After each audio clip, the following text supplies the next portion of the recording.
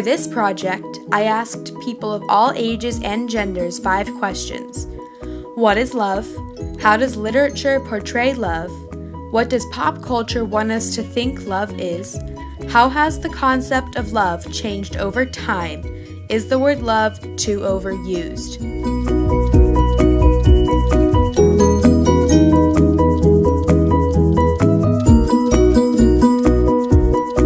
What is love? Baby, don't hurt me. Don't hurt me no more. What is love?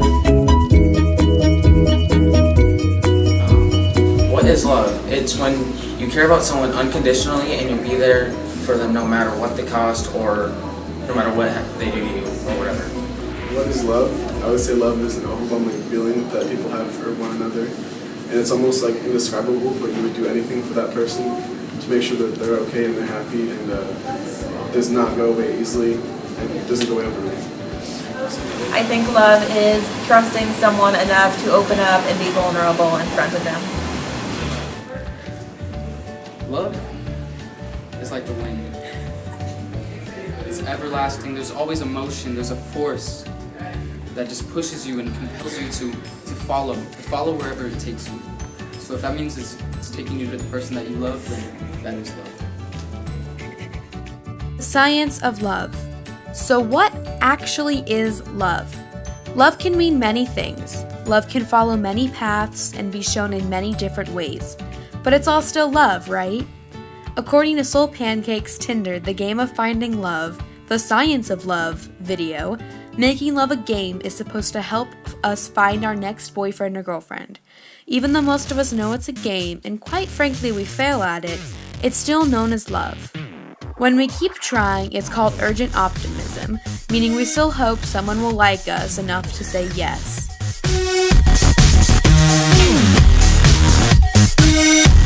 Love. Much like a fairy tale, as nothing that really goes wrong in it. There's some drama, but everything works out in the end, which is not as true in real life, but can be.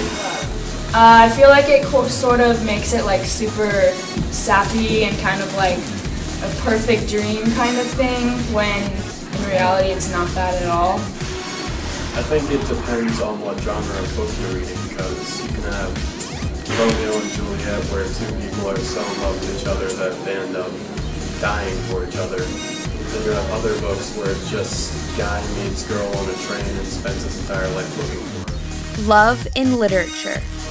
How does literature portray love? Not well, I think. In Shakespeare's Romeo and Juliet, 2 star-crossed teenage lovers end up dead. Spoilers, because they think a 3-day fling is true love. Shakespeare made it seem so easy to fall in love, even against the hostility towards one another's family.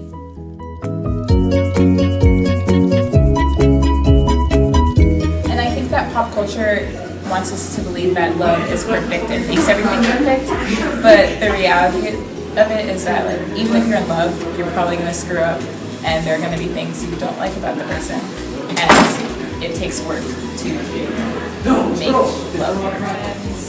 Pop culture wants us to think that love is perfect and there's always going to be happily ever after, and I don't think that always happens, even though I think it would be great if it did. Pop culture wants us to think that love is drugs, money, women. I mean, it is, but let's talk about romantic love. Romantic love is a stroll on the beach with the woman that you want to spend the rest of your life with. Romantic love is saving the last half of your sandwich for the person you want to share your life with. Sharing something with the person that you love is sharing the rest of your life. Love in pop culture. In today's society, we have many outlets, whether through social media, books, music, or movies, that describe what love is. In Diane Ackerman's 100 Names for Love, she states that the state of love is still unknown. But what dream state is love? Frantic and serene, vigilant and calm, wrung out and fortified, explosive and sedate, love commands a vast army of moods. Hoping for victory, limping from the latest skirmish, lovers enter the arena once again. She states that love is a fight, and us as humans are always fighting for it. Right now, a popular love song is taking over the airways. Speechless by Rachel Platten is not a very good example of love.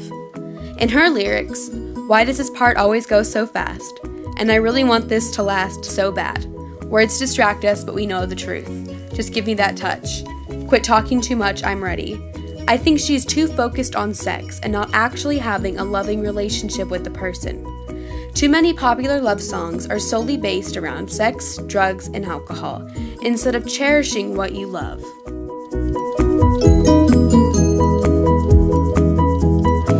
I think it has become more important in our lives because back then people just did it to reproduce, and now love means something much more.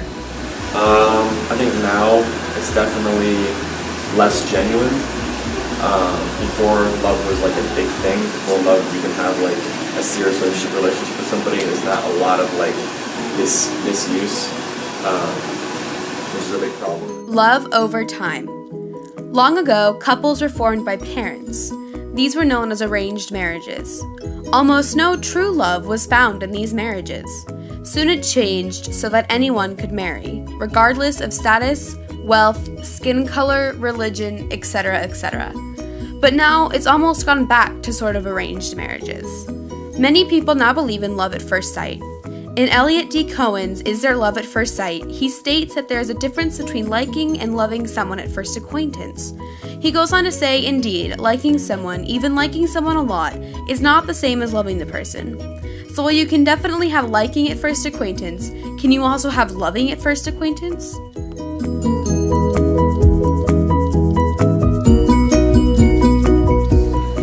I don't think that the word love is overused at all. Usually when people say it, they generally mean it. Sometimes it's joked about, but when you say it to another person, it's generally intended as love. I think love nowadays is too overused because everyone just kind of says it to each other as like, oh, I love this person, or oh, I love that person. They don't really like mean it as genuinely they love someone with all their heart. Is love too overused? Well, yes and no. Many use this word to describe something they care about more so than just liking it. They love their car, they love their video games, they love their music. But sometimes too many people interpret love as a romantic feeling and not one of an extreme liking. In The Brain in Love, Helen Fisher brings up her scientific research surrounding love. This is what she found. In the ventral tegmental area, we found activity in some cells called the A10 cells that actually make dopamine, a natural stimulant, and spray it to many of the brain's regions. Indeed, this part is part of the brain's reward system. It is associated with wanting, with motivation, with focus, and with craving. In fact, in the same region where we found the activity becomes active also when you feel the rush of cocaine. But romantic love is much more than a cocaine high. At least you come down from cocaine. Romantic love is an obsession. It possesses you. From the opposite standpoint, many do not say they love something enough. For many, they do not get the chance to say it one last time. From St. Augustine, it is better to have loved and lost than to have never loved at all. So throw your love at the world, as the world does not have enough peace or love. Love everything. Love everyone. Maybe not so much from a romantic view, but from a caring view. It's pretty popular to assume that guys are very confusing to girls, and girls are very confusing to guys, but that may not be the case. Written by Bill and Pam Farrell, Men Are Like Waffles, Women Are Like Spaghetti encompasses how the brain of each sex works. For men feel best about themselves when they are solving problems. Therefore, they spend most of their time doing what they are best at, while they attempt to ignore the things that cause them to feel deficient. He backs this up by concluding that men's brains work like waffles, locked in their own little boxes. For women, it is much like spaghetti. They put it in much better words. Women process life more like a plate of pasta. If you look at a plate of spaghetti, you notice there are lots of individual noodles that all touch one another. If you attempt to follow one noodle around the plate, you will intersect a lot of other noodles, and you might even switch to another noodle seamlessly.